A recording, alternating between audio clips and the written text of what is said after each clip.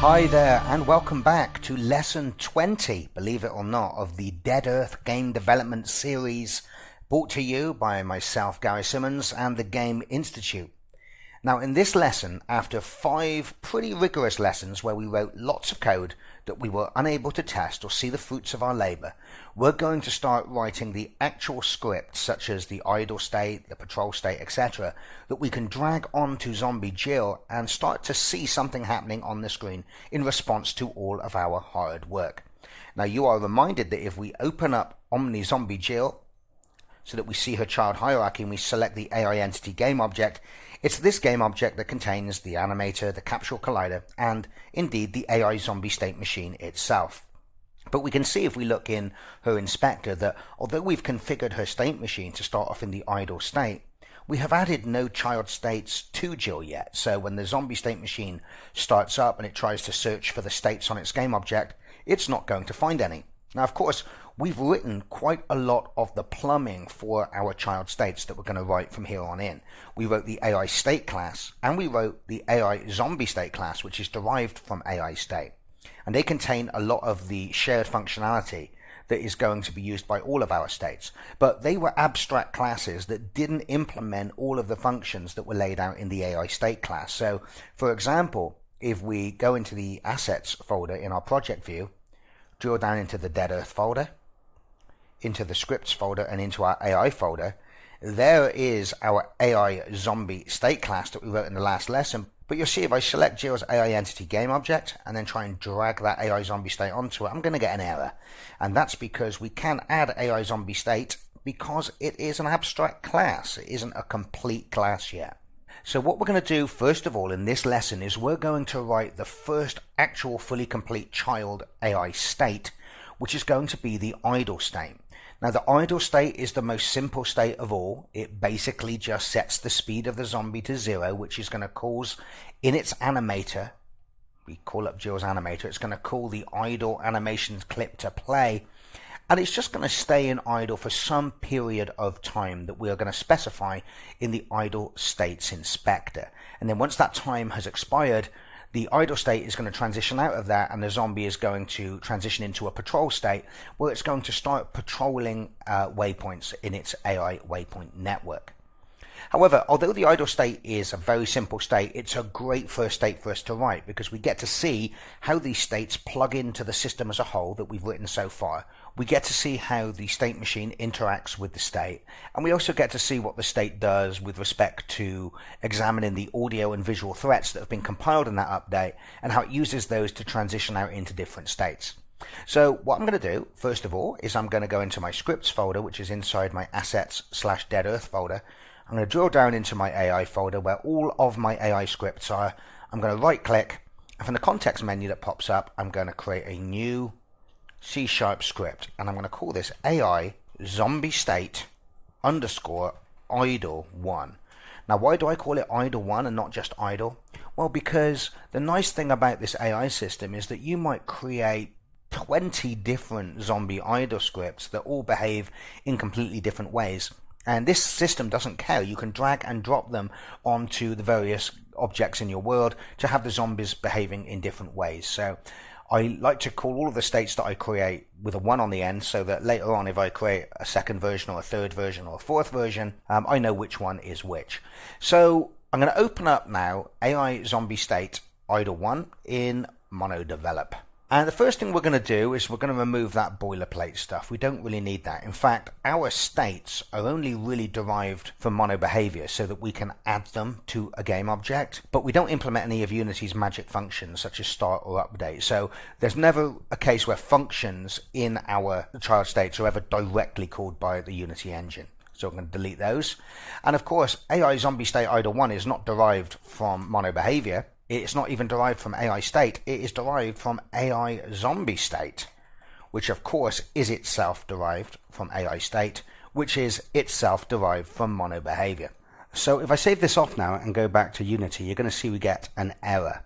And the reason we get this error is that this is not an abstract class like the AI zombie state class and the AI state class, which means that we need to make sure that all of the functions that are laid out in the AI states interface are implemented. And we know we have at least two which aren't implemented. We have the get state type function and the on update function. So we're going to need to implement some function bodies for these in all of our derived classes. Now, get state type function, just to remind you, this is a function that is called by the parent state machine when it first fetches the state from the game object at startup. And the reason it calls this function is it's basically saying to the state, what type of state are you? That state can return, hey, I'm the idle state, I'm the patrol state, whatever. And if we go to the AI state machine file and scroll up to the top, you can see that we have that AI state type enumeration defined there. We did it a few lessons ago, and currently it supports, idle, alerted, patrol, attack, feeding, pursuit, and dead, but we will no doubt add more types of state to that as we flesh out our zombie system.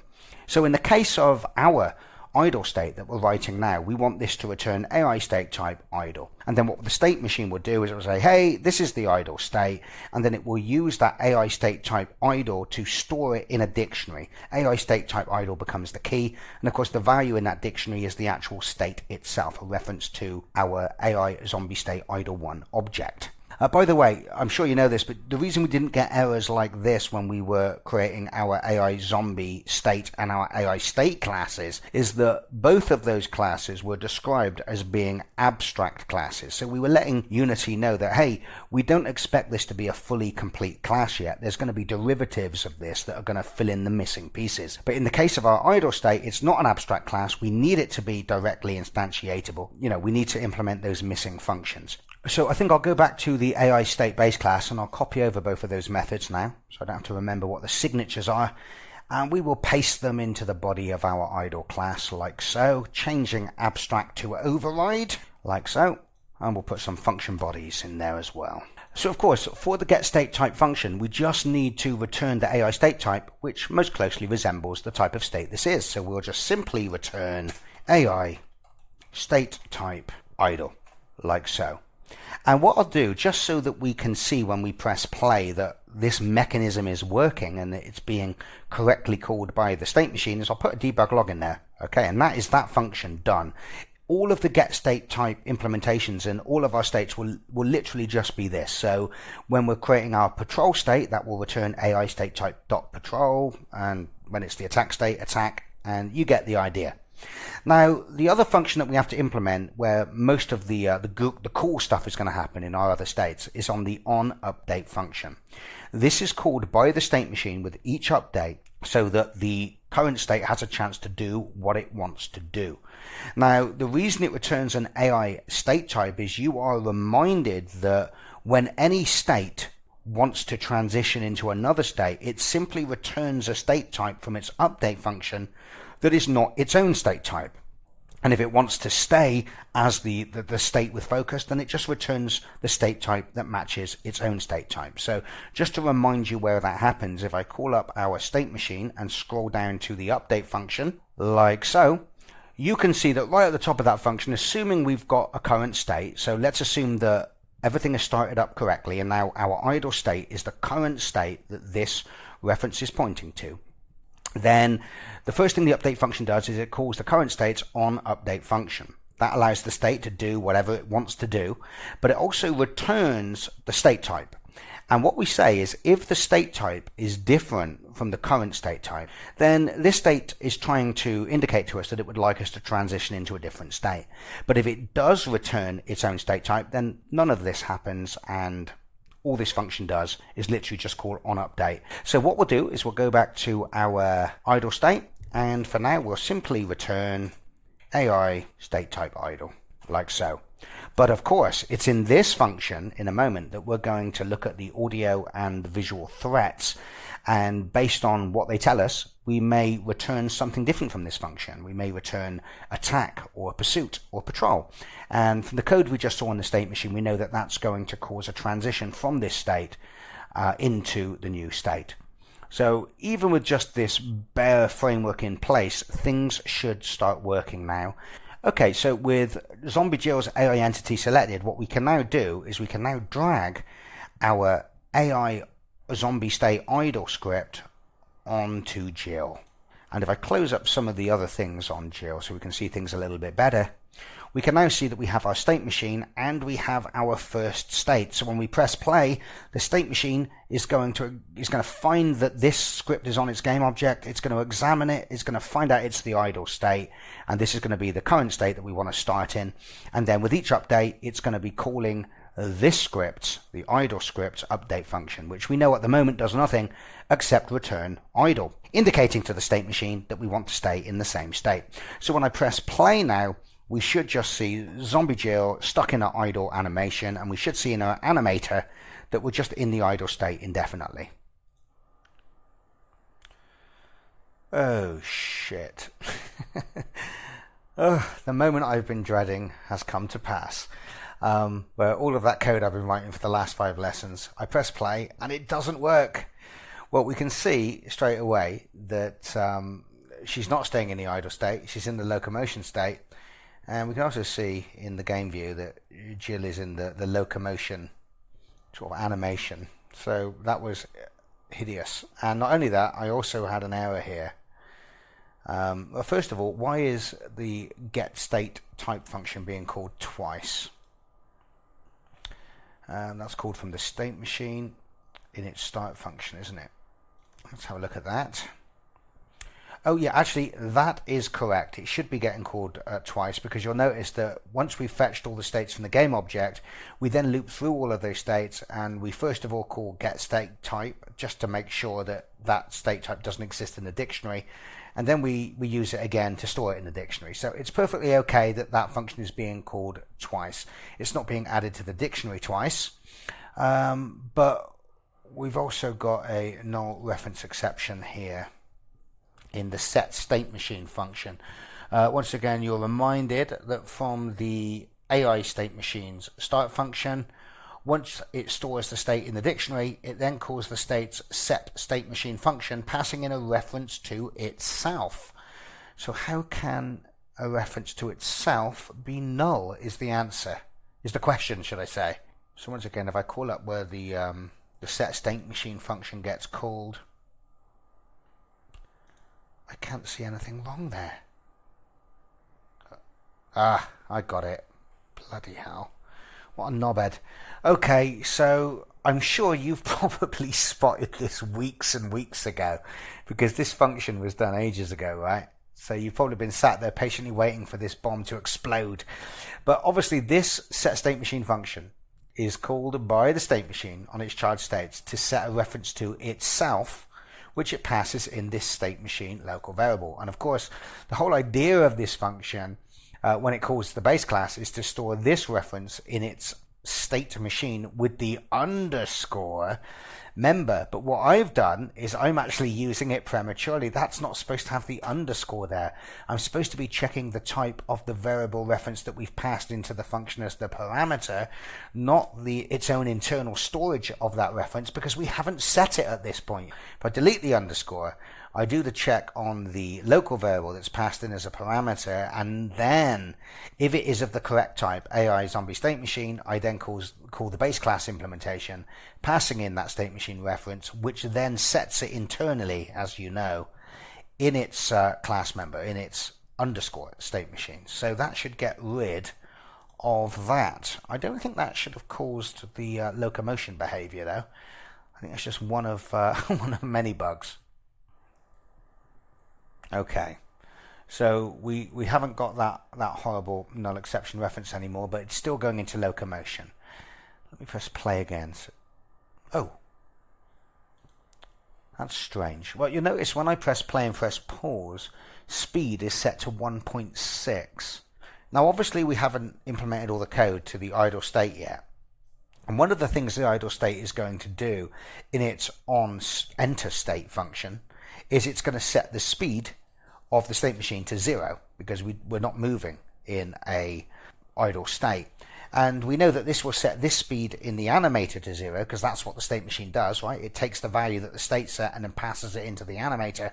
And we also know, looking at these transitions, that when the speed drops below 0.5, it's going to drop down into the idle state. So if I did implement the code to the on state enter function that set the speed to 0, then this wouldn't have happened. However, I've just realized where this 1.6 is coming from, because that was the thing that was confusing me. And of course, what I did in a previous lesson is I said that in the state machine, we won't store a separate variable for speed. We'll just use the nav agent speed to store and fetch that variable from. And if I select Jill's AI entity and unfold the nav mesh agent inspector, you can see the speed is indeed set to 1.6. So if I set that to 0 and then press play now, you can see that Jill is correctly in the idle state. Speed is 0 in the parameter list of the animator, and everything is working as it should.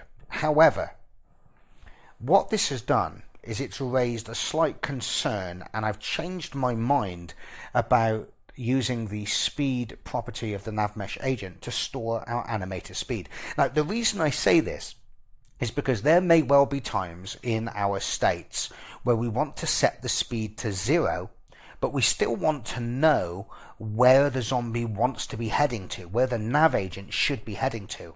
And we saw in some of our earlier demos when we had Jill running around this level, that if we ever set the nav agent speed to 0, then the desired velocity vector would also be 0, and we wouldn't know which direction the nav agent is trying to head in. In fact, the nav agent wouldn't be trying to head in any direction because its speed is 0. We're telling the nav agent we don't want to go anywhere. And that could cause problems. So I'm actually going to, before we carry on with our idle state, I'm going to go back and I'm going to give our state machine, our zombie state machine, its own specific speed property. And I think what I'll always do with the navmesh agent is I think I'll always just set its speed to 1. And that way we know that even if we set the speed of the state machine to 0 so that the zombie is dropped down into the idle state, well then if the nav agent is being told to head towards a certain position or destination in the world, then because it has a speed of 1, it will always have a valid desired velocity vector, which of course is what we use to feed in to the animation blend tree. So yes, let me do that. So I'm going to go back to my AI zombie state class, and under the private variables I'm going to create a new private float called speed, which we'll set to 0 by default. And then we need to go and adjust those properties, don't we? Because we created this speed property here, which literally just fetched it from the nav agent or set it to the nav agent. So we're just going to use that speed variable we've just added now. So in the getter, we'll just return speed. And in the setter, we'll just say speed equals value. So that was me trying to be clever and causing a load of problems. So note to self, don't try and be clever. You're not a clever man. Stop trying to be something you're not. So we've added this speed variable now, just like any other variable, which is going to keep track of the zombie's current speed. And we've created the properties now that allow the child states to set that speed. And we just need to change the update function now, I believe, because in the update function, you can see that when we set the speed into the animator, we use the nav agent speed. We don't want to do that. We just want to use our speed variable. And now, if I go back to Unity, check I haven't got any errors, and I set the speed to whatever value I want, even if I set it to 100, if I press play now, it shouldn't alter the speed in the animator. The zombie is in idle, even without the idle state having to explicitly tell Jill to be at 0 speed. Although we will definitely get our idle state to do that. But the whole reason I've made this change is just that I'm a little bit worried that when we do actually want to set the speed to 0 of the zombie, how we had it before would then set the nav agent speed to 0, and then we would lose our desired velocity vector from the nav agent, which we use for determining rotations and things like that. So I'll set that back to 1. Okay, so we're back in business after a series of live recorded faux pas by myself. Only took 19 minutes. Okay, so let's now go back and start working on our idle class. I'm going to delete that debug log now from the getStateType function because we know it was being called. So what properties do we want our idle state to have? And I decided that the only thing I really wanted to have is a min and max time that the zombie can randomly choose when it goes into idle that it's going to stay idle for. So because I want a min and a max, I want 2 floats, so I'll actually create this as a vector that will make inspector assigned. So I'll say serialize field, vector2. I think I'll call this idle time range. And by default, I will set it to, I don't know, the min of 10 seconds and a max of, say, 60 seconds. And then we'll need some private variables now to keep track of this. So the idea being is that at startup, we're going to need to calculate a value between 10 and 60, or whatever these values have been set to in the inspector. So I will create a private variable of type float, and I will call that idle time. So that is 0 by default. And I will also create another float that we'll actually use to keep track of time, which I'll call timer. So when we transition into the idle state, what we'll do is we'll generate a random number between idle time range.x and idle time range.y, and we'll store the time that we've generated in our idle time private variable.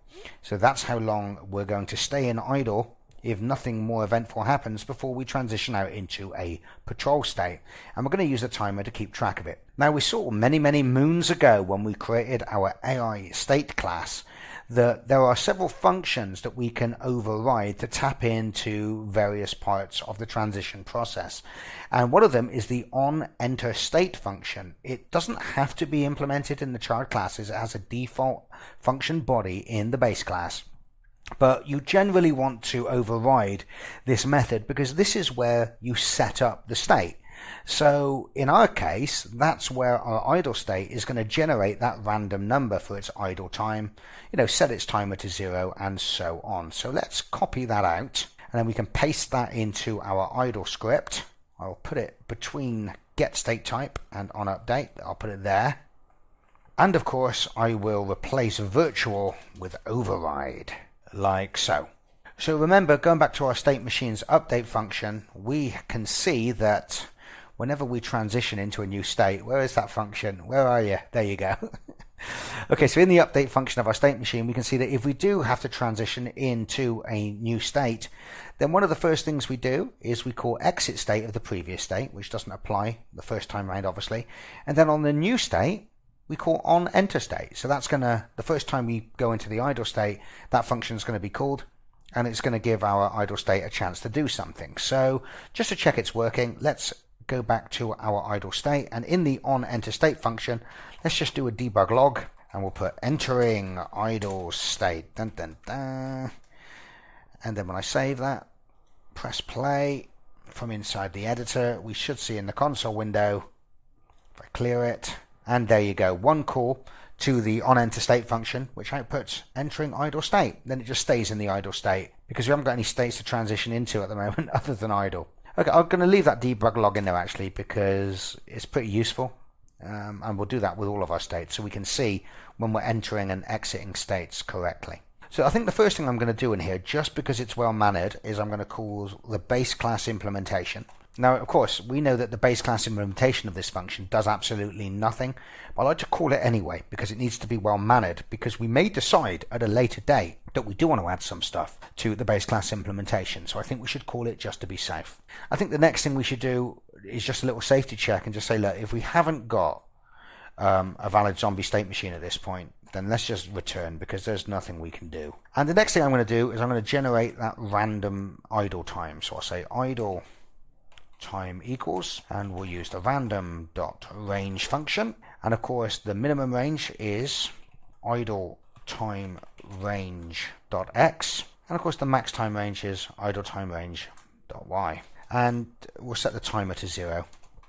We want to do things like this inside the onEnterState function, not just rely on it being set at the very beginning, because every time we go into the idle state, and we may go in and out of idle state many times throughout the life of this zombie, we want to make sure that the timer is reset and stuff like that. The next thing we want to do is we want to make sure that we configure the state machine now for the idle state. We give it the speed. We even tell the nav agent how we wish it to control our character. And we saw a few lessons ago that our state machine has a function called nav agent control.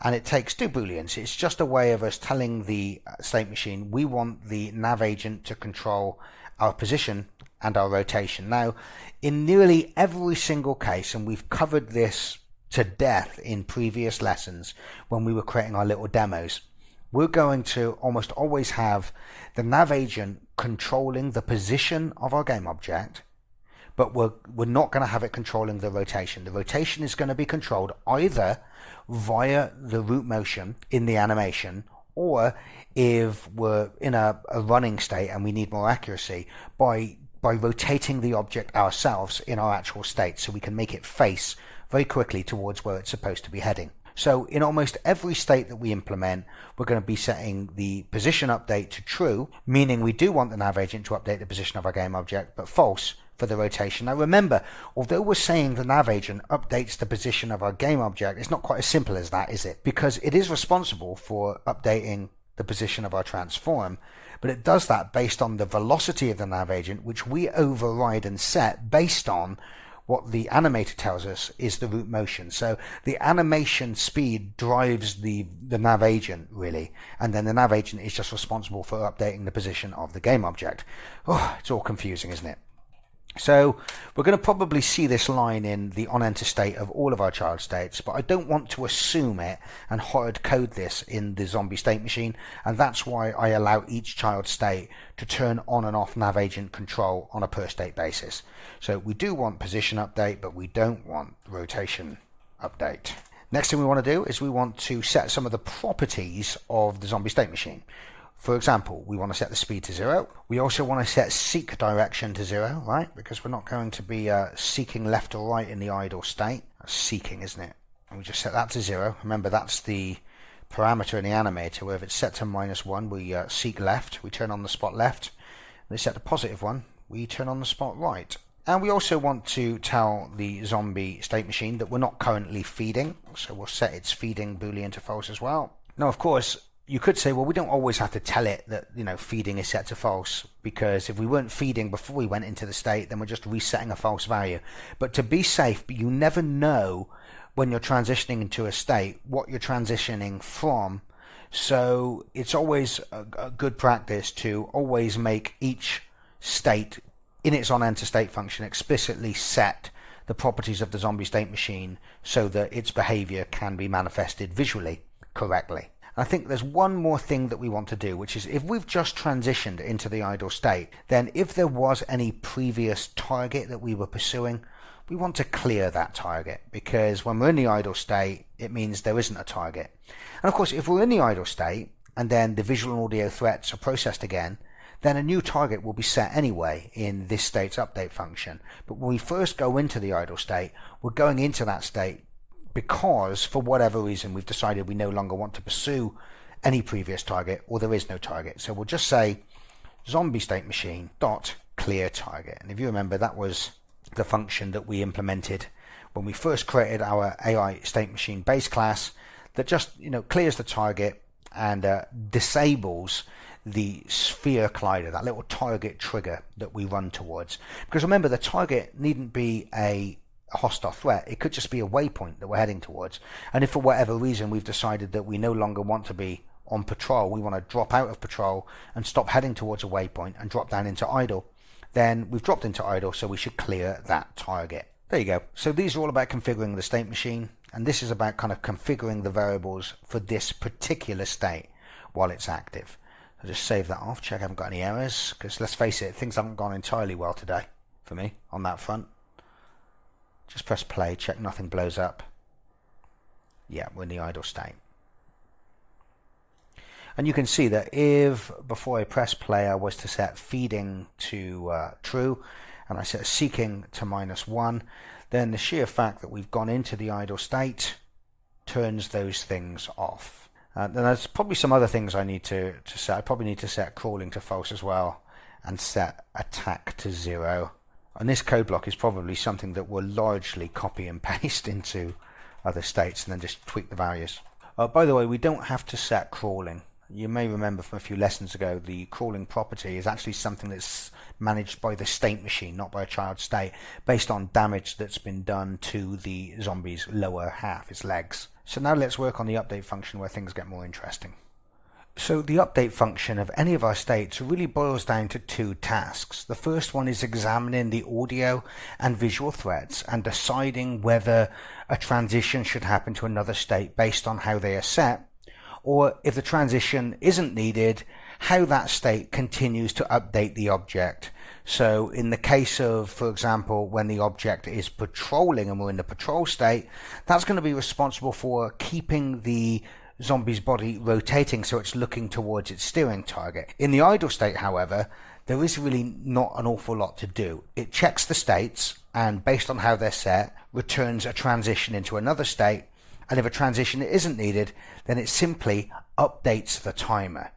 Now, of course, one of the conditions at which it's going to transition to another state is if the idle time is exceeded by the timer. So let's start by examining the visual threat first and checking if the visual threat is the most dangerous threat of all, the player. Actually, what I'll do first of all is I will just put at the top of this function a check that zombie state machine doesn't equal null. Right, so now we say if zombie state machine dot visual threat dot type equals AI target type visual player. This means that the threat is within our field of view, because we know that the base class will only set the player as a potential threat if it's visible and it's within the field of view. So that means that the zombie has seen this, and now we want to go into a pursuit state and just start running straight towards that threat. So we're going to set this as the new target. It's just a potential target at the moment. We want to call the state machine set target function. So we'll say zombie state machine dot set target, and fortunately we have a version of the set target function that just allows us to pass in an AI target type, which is what visual threat is. So we can literally just pass in zombie state machine dot visual threat. So now the important thing is, behind the scenes, when we do this, we know that we're not only setting this as the current target to head towards, but that's also going to cause our target trigger, that little sphere, to be placed at the target's position. And then, of course, we will then return. And what state do we wish to transition into if we see the player in our field of view? We want to return AI state type dot pursuit. And then when we're in the pursuit state, and then we actually reach the player by entering the player's melee trigger, then that pursuit state is going to transition into an attack state. So hopefully you're starting to understand how this is going to work now, if it wasn't clear already. So probably the next thing we want to deal with is when the zombie sees the player's light. So I'm just going to copy that bit there over, and then we can just change the type. So if zombie state machine dot visual threat dot type equals, what was it, visual light, wasn't it? I think visual light. This is the second most important threat to the zombie. Well, we're not going to go into a pursuit state when this is the case. You see, as I just explained, the pursuit state is what we're going to transition into when the zombie sees something. It's within the zombie's field of view, which means it's in front of the zombie, and the zombie can then start charging towards it. However, that's not really ever going to be the case when it's the light that is the threat, because if the player was in front of the zombie shining a light, well, then the actual player would be the more important threat that would be set as the current visual threat, and this top conditional here would be executed. So if the player isn't visible and the threat is the light, then it must mean the player is out of the zombie's eye line but is shining the torchlight on it. So in this particular case, what we want the zombie to do is not transition into a pursuit state and just start magically running towards something that it can't see, but we want it to go into the alerted state. So if we imagine the zombie was just idling away, minding its own business, and then all of a sudden the player shines a light on its back and the area around the zombie lights up, we're going to see that zombie kind of crouch down and start seeking left and right on the spot, trying to figure out where that light is coming from. So to do that, what we're going to do is we're going to set the visual light as the new target. So let's do that now. Zombie state machine dot set target, and then once again we just pass in the zombie state machine's visual threat, like so. So in a way, because we've set the source of the light source, the player's position, if you like, at the point when he was shining the light, as the new target, In a way, it's like the zombie does know where the light is coming from, but the difference here is that we're going to go into the alert state. Now, in the alert state, the zombie will start seeking left and right, and then will eventually go into the pursuit state, but only if it's been intelligent enough to turn around in the right direction for long enough, such that the light source, and I suppose then the player as well, enters the zombie's view cone. So we will return here, return AI state type dot alerted. Now, of course, when we run this, none of these states exist, so don't expect any miracles to happen. Okay, so the next most important threat, which is going to have exactly the same effect actually as the visual light type, is going to be when it's the audio threat, when there's a sound. So let me just copy and paste that line up above, because it's going to be very, very similar. So we'll say if zombie state machine audio threat dot type equals, and I think the target type of an audio is literally just audio, isn't it? Audio target type dot audio. Then we're going to set as the new target the position of the audio threat, and once again transition into the alerted state. So once again, remember how this is going to play out. Our zombie is in the idle state, and then somewhere around it, let's say right behind the zombie in the distance, a sound goes off, and it just so happens that the zombie, whilst facing away from that sound source, does actually fall within the sound emitter's sphere. So the zombie can hear it. Now what we're going to do is we're going to set the position that that sound was emitted from as the new target, and then what we're going to do is we're going to go into the alerted state. And once again, the alerted state is going to have the zombie panning left and right, and how accurate it's going to be is going to depend on the zombie's intelligence. And what it's trying to do is rotate the zombie around enough such that the target, which in this case is either the audio threat or the visual threat in the case of the light, falls within the zombie's line of sight and its view cone. And then we say that it's like the zombie is turned around and it's correctly identified where the target is.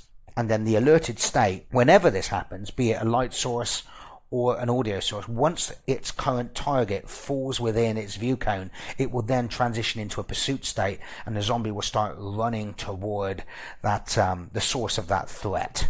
So the final thing that we need to deal with is when it's a visual threat of type food. So I would say if zombie state machine dot visual threat dot type equals AI target type dot visual food, which remember is literally just any trigger that is on the visual layer, the visual aggravator layer, that has the tag AI food. Then we're going to do pretty much exactly what we do in the case where the zombie has seen the player. We're going to go into the pursuit state by first setting the food as the target, the visual threat as the new target that we wish our zombie to head towards, and then returning pursuit, so the zombie starts running toward the food source.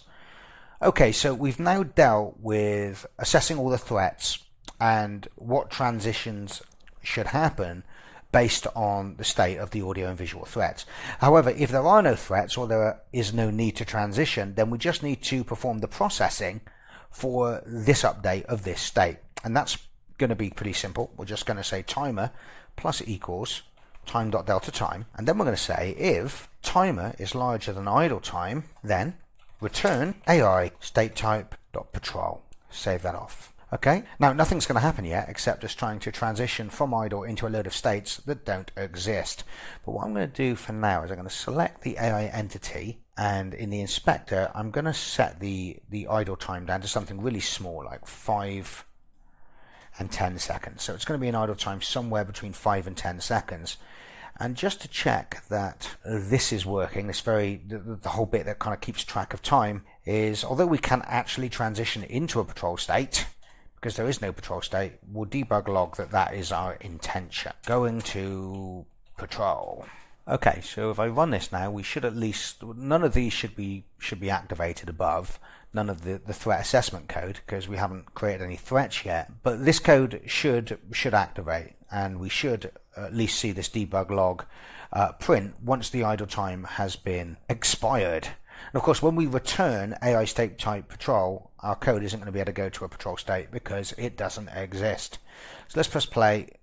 I'm going to call up the console so we can see what's happening. You've entered the idle state for roughly 5 to 10 seconds. we should see going to patrol. There you go.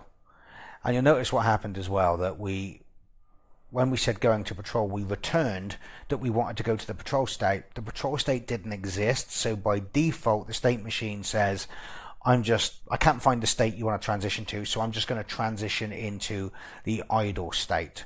And of course, when we transition into the idle state, the idle state's on enter state function gets called again, the timer gets reset, a new idle time gets regenerated.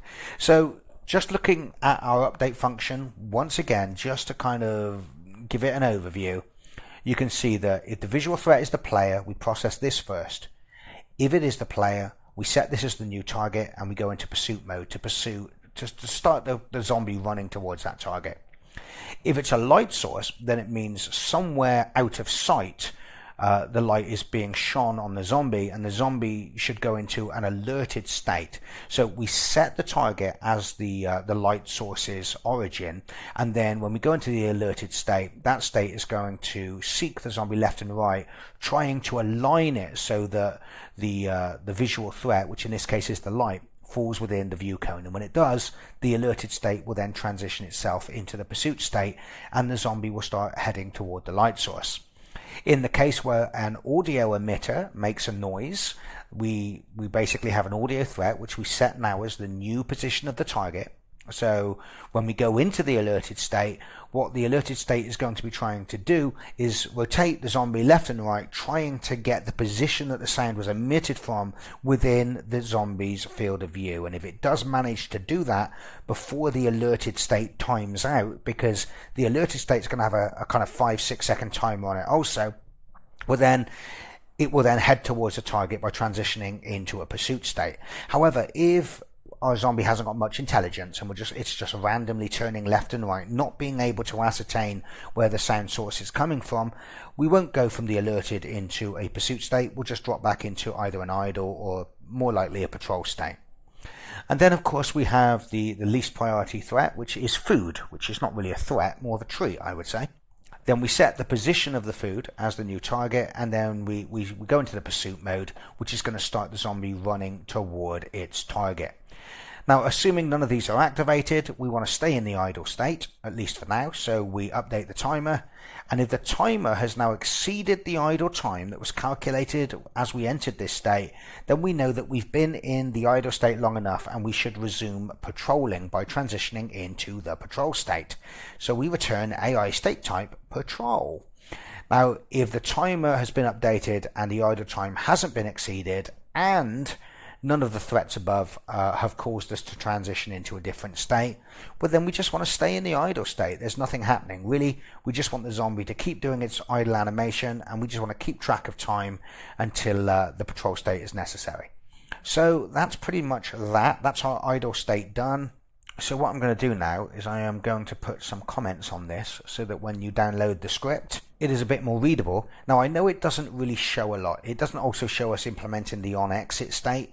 To be honest, there's very rarely a need to implement that state, but the function is available if there is any cleanup you need to do. But in this particular state, there is nothing we need to do to clean up anything when we exit the idle state. So let me add those comments. So there you go. I've set an AI state that implements a zombie's idle behavior. For the get state type function, I'll just say returns the type of the state. For the on enter state function, we'll just say this is called when we transition it into the state, called by the state machine when first transitioned into this state. And for our on update function, we'll just basically say this is called by the state machine each frame. And we're done. Our first state has been written and added to Zombie Jill. So admittedly, the idle state is not the most exciting or dynamic state to write, but it was an important stepping stone to understanding how these states that we're going to be writing over the next few lessons plug into our overall AI system. And we've seen already really that much like with the idle state, in order to add new behaviors and new states to our zombie, it's just a case of deriving a class from AI zombie state and then overriding, for the most part, just two functions.